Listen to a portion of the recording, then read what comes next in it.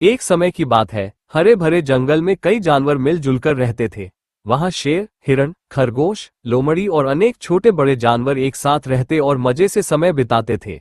इस जंगल का राजा था शेर, जिसे सभी राजा शेरू कहते थे। शेरू राजा ने जंगल में सभी के लिए नियम बनाए थे और सभी जानवर उनका पालन करते थे। इस वजह से जंगल में शांति और खुशी का माहौल था। एक दिन जंगल में अजीब सी घटना होने लगी। जानवरों को महसूस हुआ कि उनके भोजन और पानी में कमी आ रही है। नदियां सूखने लगी, पेड़ पौधे मुरझाने लगे और घास हरी भरी नहीं रही। सभी जानवरों में डर और चिंता फैल गई। राजा शेरू ने जंगल के सारे जानवरों को इकट्ठा किया और पूछा, क्या किसी को पता है कि ऐसा क्यों हो रहा है? उसी समय लोमड़ी निम्मी बोली, मुझे लगता है कि हमें जंगल के एक छोर पर स्थित उस पहाड़ी की ओर देखना चाहिए। शायद वहां कुछ ऐसी बात हो रही है जिससे जंगल की स्थिति बिगड़ रही है। राजा शेरू ने निम्मी की बात मानी और उसे पूरी टीम के साथ वहां जाने का आदेश दिया। निम्मी के साथ उसका दोस्त खरगोश, गुड्डू और उल्लू बूढ़ा भी शामिल हुए। तीनों मिलकर उस पहाड़ी की ओर चल पड़े।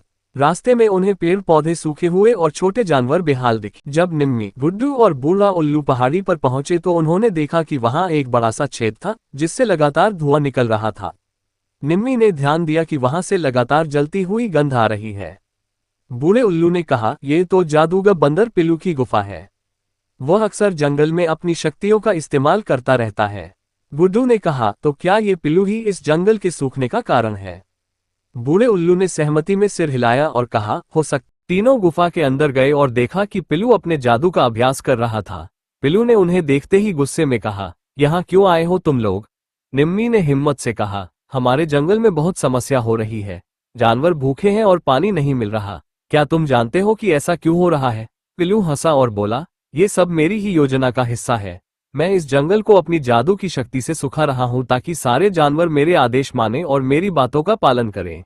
निम्मी और उसके दोस्तों ने पिल्लू को समझाने की कोशिश की कि ऐसा करना गलत है, पर पिल्लू ने उनकी एक न सुनी और उन्हें अपनी गुफा से बाहर निकाल दिया। अब निम्मी, गुड्डू और बूढ़ा उल्लू को एक योजना बनानी थी ताकि वे पिल्लू के जादू को खत्म कर सकें। बूढ़े उल्लू ने सुझाव दिया, अगर हम मिलकर पिल्लू की जादू की किताब चुरा लें तो हम उसे कमजोर कर सकते हैं। यह विचार सुनकर निम्मी और गुड्डू ने सहमति जताई। रात में जब पिल्लू गहरी नींद में था, निम्मी और गुड्डू उसकी गुफा में घुसे और किताब को ढूंढने लगे। थोड़ी खोजबीन के बाद उन्हें एक चमकदार किताब मिली जिस पर लिखा था, जंगल का जादू। निम्मी ने चुपके से किताब उठाए और बाहर निकल आए। गुड्डू ने उस किताब को पढ़ना शुरू किया और उसमें लिखा था कि इस जादू को केवल एक चीज से तोड़ा जा सकता है, सच्ची मित्रता से। इसका मतलब था कि सभी जानवरों को मिलकर पिल्लू के खिलाफ खड़ा होना होगा, तभी उसके जादू का असर खत्म होगा। अगली सुबह निम्मी, गुड्डू और बूढ़ा उल्लू ने सभी जानवरों को इकट्ठा किया और उन्हें पिल्लू के जादू के बारे में बताया। सबने मिलकर पिल्लू के खिलाफ खड़ा होने की योजना बनाई। सबने मिलकर नारा लगाया, हम एक हैं और कोई हमें नहीं तोड़ सकता। ये सुनकर पिल्लू डर गया। उसने देखा कि उसकी जादू की शक्तियां कम हो रही हैं क्योंकि सारे जानवर मिलकर उसके खिलाफ खड़े थे। अंततः पिल्लू हार मान गया और उसने जंगल छोड़ने का फैसला किया।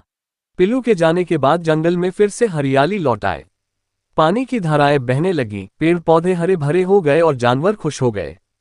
सभी ने मिलकर यह जश्न मनाया कि उनकी मित्रता ने जंगल को फिर से सुरक्षित और खुशहाल बना दिया। राजा शेरू ने सभी जानवरों को धन्यवाद दिया और विशेष रूप से निम्मी, गुड्डू और बूढ़े उल्लू को उनके साहस और समझदारी के लिए सराहा। जंगल में फिर से शांति और स्नेह का माहौल बन गया और सभी ने खुशी खुशी मिलकर वहां जीवन बिताना शुरू कर दिया।